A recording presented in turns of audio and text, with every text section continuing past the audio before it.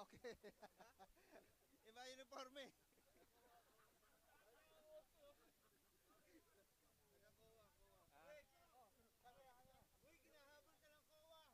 Mag-report ka sa RDO 47. May problema yung papeles mo.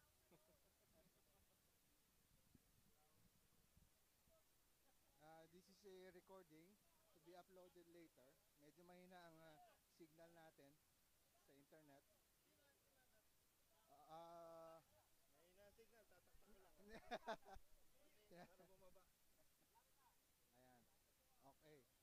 So, Ariel. Ariel. Oh. Ariel Marundan. How's the Lakers, man? Going down because of me, man.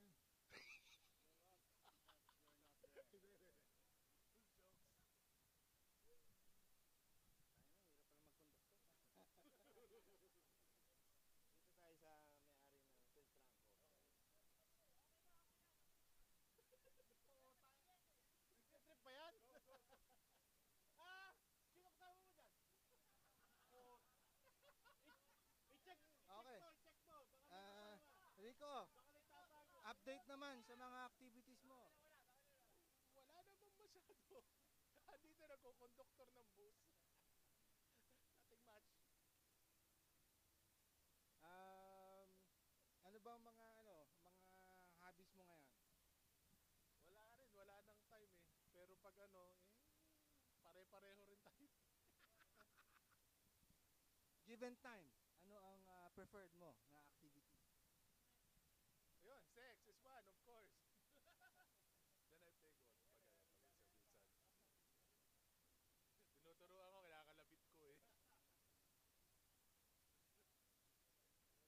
Si Rico Villaluna. Rico Villaluna. Ito yung, sino ba to? Ito yung aking kababayan na si Robert Constantino. Cameraman lang ako para ikaw mag-interview. Ayan. Dilat na dilat ngayon. Pare. Hi guys. Anong tanong? Favorite fruit? Fruit? Banana. Ano ba? Ikaw na interviewin ko, pare. Rob, balita ko mahilig ka sa mga kotse ngayon. Ano ba what's exciting about cars that's making you passionate about it? Pare, it's because there's the adrenaline rush, pare. Pag you go fast sa mga kotse. Like this, yung papunta sa Sierra Madre, pare. Breathtaking to pag naka-wheels ka dito.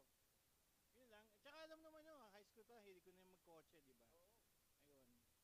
Ayun. Hindi. Pasensya na, hindi pala naka-on yung Hindi nga naka-on? Pakitigil yung Actually bus, ko, babae ko dalawa.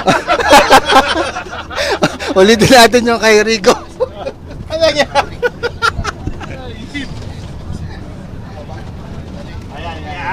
Oh, maganda na yung pwesto. Game na ba? Game na? Tolling na talaga. Oh, hi guys. Ano sasabihin ko? Pakihawak mo. Multitasking. May kaldero pa. Nahulog ko yung kaldero namin ng kanin ngayon. Dala-dala ho ni Danny Songko. Ariel Marundan. Hindi. Ang sabong yan. Ganun pa. Nangamoy Nangamoy. Hindi, wag mo na yung patong din. Ito po yung contribution ni Ariel Marundan. Kapitbahay po ang may-ari ng manok na kanyang inadobo ngayon. Tiniraw ata yung manok dito at mukhang panabong ho ata to.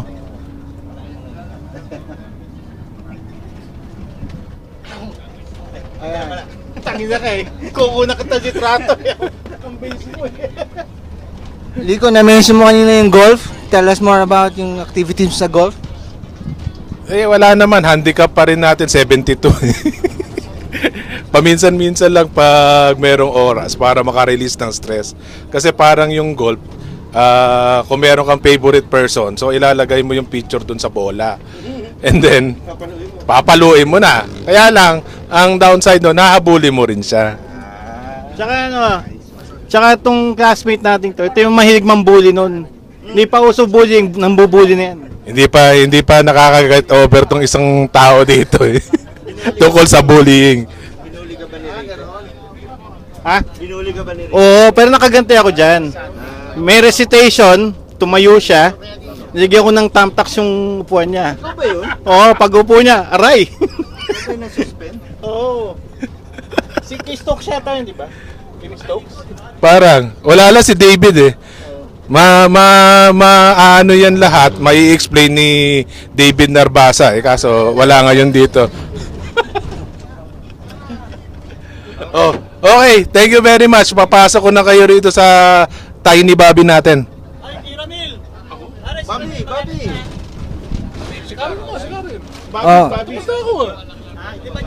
Si Bobby na interview natin. Bobby, Ayan. interview mo si Bobby. Okay. Bobby, bahala ka dyan. Dito ako. Anong name mo lang? Karen po. Uy, si Bobby. Si Bobby ba? Mali. Mali. Pero thank you, Karen. Si Karen ang nakita nyo kanina. Ha? May bababa. Oh, ito na ba? Ito na? Ito na pala. Okay. We are in nasa location na kami ni Ramil. Okay, Ramil. Si Ramil. Okay. Nakalimutan ko na eh. Sinasabi sa'yo eh. Nandito po kami sa location ni Ramil Vivar, which is our Sinusundo na ni Brother Mike Bilarde, si Ramil. ayan. Baba tayo. Baba Oo. Yan. Pababa po